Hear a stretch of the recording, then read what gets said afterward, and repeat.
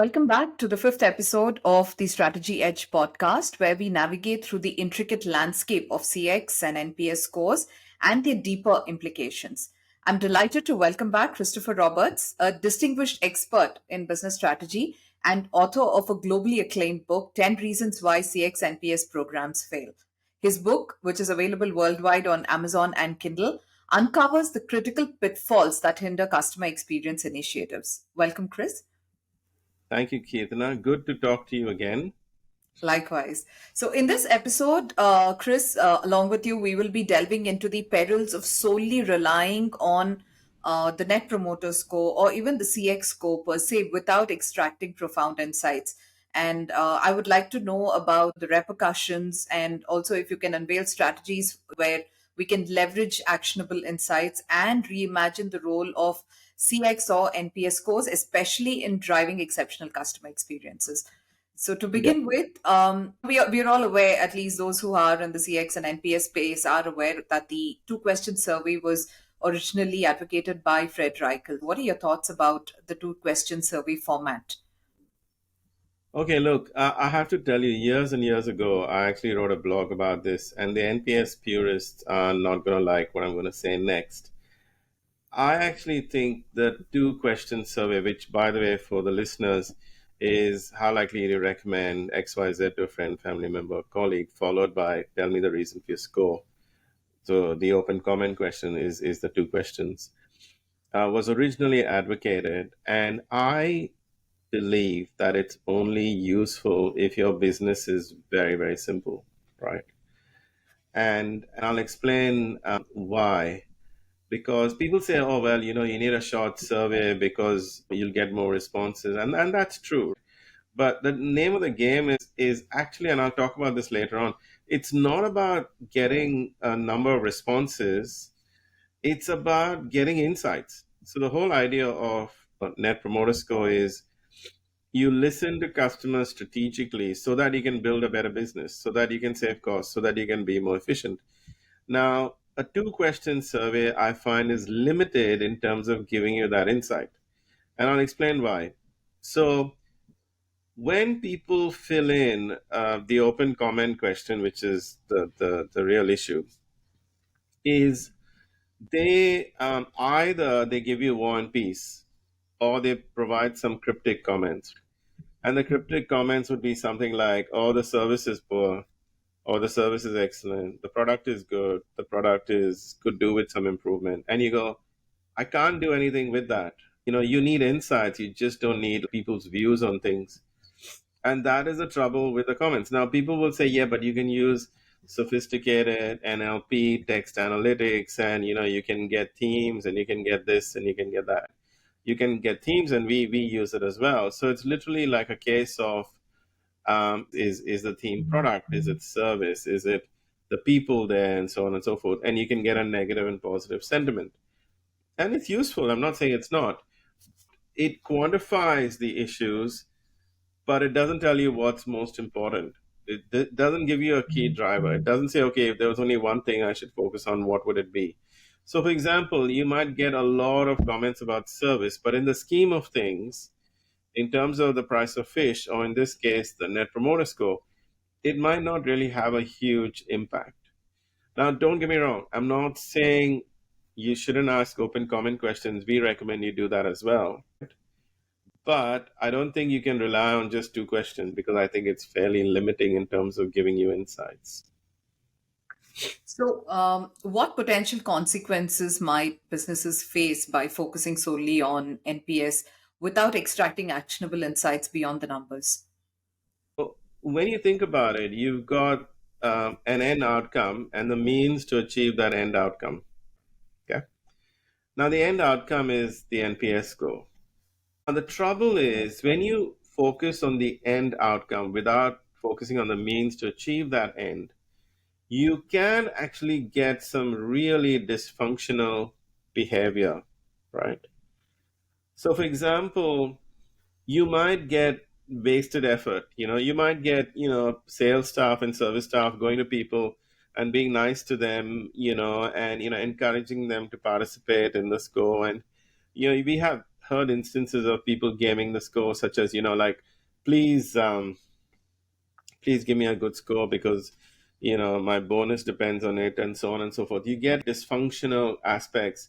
So my view is, rather than focusing on the end outcome, which is the score, focus on the means that'll achieve that score. And that means getting insights so that you can identify what you need to really improve, rather than just focusing on the score. And that's my view on it, because it really creates dysfunctional outcomes. When you're just focusing on, let's just improve the score, you're really not focusing on anything that will help you improve the business. So, what elements should an ideal NPS survey incorporate to derive actionable insights and also to effectively measure loyalty and growth drivers? So when you actually look at creating a survey instrument, the first thing you need to think about is what drives loyalty and growth. So that there's no point saying, oh well, let's just do a survey in this format. It's like, what are the key drivers of loyalty and growth? And in our experience, and this is spanning 20 plus industries, 15 years experience, and a track record of achieving like 60-point NPS increases in B2C and 80 points in B2B, which anyone who knows NPS will know that's a huge increase. So the key drivers are the following. One is the delivery of your customer value proposition. So, what's a customer value proposition? It is the reason why someone selects you over other brands. So, for example, people might get an Apple product because of design. They might get a Samsung phone because of functionality or performance. It might be another mobile phone that says we have the best camera. So, whatever your value proposition is, it's not the communication of it, it's the delivery of it. So, that's the first key driver. You say you're going to do something, I select you on that basis. Is that true? Is that what you're actually doing? Okay. The second thing is touchpoint performance. So if you look at touchpoint performance, you've got, okay, when I ring the contact center, how good are they? How good are the salespeople? How good are the retail shops? How good is the website? How good is the app? So touchpoint performance is key. And then what we've discussed in previous episodes, the customer experience from a functional and emotional perspective. So for example, functionally, are you timely? Are you responsive? Are you reliable? Reliability is, do you say what you're going to do when you said you would do it? And then the emotional bit is, do people feel valued and cared for? And do they think you're proactive? And so on and so forth. So once you say these are the key drivers of loyalty and growth and high NPS scores, then you need to design a survey around these aspects. And that's typically the type of questions you need to ask. A small tip for the listeners, you know, you need to, as much as possible, try to ask closed questions as opposed to open questions, because open questions literally take four times as much time to respond as a closed question, like a choose one or a choose many question. So that's the kind of questions you need to ask. Yeah.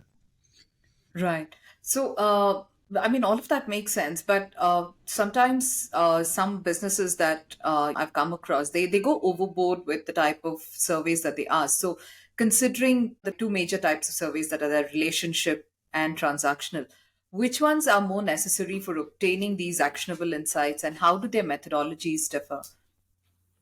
Yeah, so first thing we do with any engagement is understand the customer journey. What are the key touch points that a customer deals with when they deal with your brand? Once we do that, we also look at the frequency of it. Let me give you an example. Let's just say you're a plumbing wholesaler and your target market is plumbers. Now, plumbers might come into your retail shop every week to buy stuff. So, the question is, do you survey them every week? You can't, because you'll drive them nuts. So you've got to look at it in terms of the type of business, the frequency of interactions, whether it's a high involvement product, low involvement product, and then develop a survey strategy around it. But fundamentally, there are two types of surveys. So a transactional survey is after a key interaction. So that could be like, let's just say, a service center or a retail visit, or whatever you decide is a key interaction. There are many interactions. It's very important that you actually determine what the key interactions are.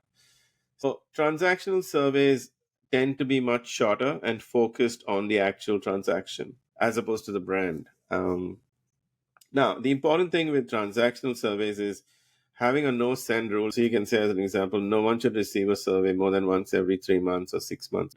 The design of transactional surveys is important as well, because at the end of the day, no one is going to recommend a contact center or a website. People recommend brands. So the design of those surveys should be very focused in terms of that particular transaction or interaction, right? And then you up with relationship surveys, and where transaction surveys are more operational and measuring your touch points in terms of how they're performing. A relationship survey is more strategic, and this is where you'd ask additional questions like what I covered before, questions around the delivery of your value proposition, your customer experience, your all your touch points this time. And typically, it makes sense to do a relationship survey first, so you understand which of the touch points you need to do transactional surveys to. There might be some that are hunky dory fine, you don't have to worry about them. Now, it also depends in terms of like B2B, as an example. With B2B, where you have too many repetitive transactions, as an example, you might only do relationship surveys, once every 6 months. With complex B2B, you just do a relationship survey every 6 months. It does depend on the kind of business, but fundamentally a combination of relationship and transactional surveys is the way to do it, where relationship surveys are more strategic, transactional are more operational. Right. So So earlier in our conversation, now you did talk about how just the two-question survey is not enough to gain actionable insights to a large degree. So, how do businesses strike a balance between the survey length and acquiring substantial insights? the first thing you got to remember is the objective of your survey is, first of all, not to get a score, and the second thing is it's not to get response rates, it's to get insights. So, to give you an example, in my corporate life in the service sector, in telecommunications, banking, energy, etc., we used to get a sample size of 250 and make major decisions about the brand. Now people look at response rates and they go, well, my response rate is only 10% or it's only 20%. And there's this naive view that the response rate should be like 100% or at least close to that. And you go, well, people don't all fill in the survey, right? And the bigger issue is it a representative sample? One. The second thing is it enough for you to make good business decisions? Right, And what people do is when a survey shows up electronically, they kind of downplay the number of responses that come in. So I always say to people, you got 200 responses and your response rate is 10%. Is that bad? And I go, supposing those 200 people showed up outside your head office with placards saying they were either happy or sad or indifferent towards your brand. Would you listen to them? Would you take them seriously? And you would. But because they come electronically, you go, oh, we only got 200. So the real issue is, um, do you have enough, responses is more important than response rate. Okay. right, There's ways to improve response rates, and that's a slightly different conversation. The next issue is length. So when we design surveys, like I said, 2 questions is too short, but you will get a higher response rate if you tell people it's only 2 questions. But then you lose out on insights, correct? And if you ask 40 questions, it's too long, because you kind of think if someone takes the time to respond to 40 questions, then they need to get a life. In this day and age, people don't have that much time. So you have to look at it and say 20 minutes is too long and 2 questions is too short. So what's the sweet spot? And the sweet spot then comes down to having a very distilled and focused strategy. A survey that is maybe 4 to 6 minutes is the sweet spot. Now, 4 to 6 minutes where you get your key touch points, your value proposition elements, your NPS score, and even the open comment around the NPS. Now, if it is a high involvement category, so it's a very complex business, you can even go up to 10 minutes. That's not a problem.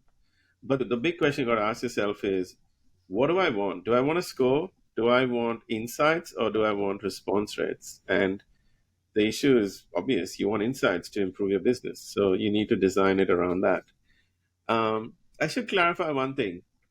When I said two question survey, so typically when we ask surveys, it's like two questions. We always ask the NPS question and the reason for the score. So we do believe that open comment question is good. But everything else after that is more or less a closed question. So it makes for a combination of getting that qualitative insight from the open comments. My issue with the two question survey is that's all there is. To have that qualitative component with the open comment and then have closed questions, either choose one or choose many or rating questions or whatever. And so then when you look at it, you go, well, yeah, people still say, oh, yeah, but people don't have time. And you go, well, if your clients can't invest 4 to 6 minutes giving you feedback, then you have bigger problems, because it's honestly 4 to 6 minutes. It fundamentally means either they are not engaged in your category or they're not engaged with you as a brand. You as much as you expect them to. Yeah, exactly. And that's a easy trap to fall into. Like I remember, when I was in telecommunications or banking or energy, you get up every morning and read a newspaper, and you look for news in your industry and what's happening, and you're very keen on your own industry, but your clients are not that keen on your industry as much as you are. As we conclude the first part of episode 5, we've seen how Christopher Roberts has shed light on the pivotal significance of actionable insights within CX and NPS scores. From questioning the relevance of simplistic surveys in today's intricate business environment to the potential perils of fixating solely on scores, he has intricately examined the landscape for us. Chris, I would say, has very eloquently dissected the core elements, talking about ideal survey designs and the necessity of both transactional and relationship oriented surveys to extract valuable insights.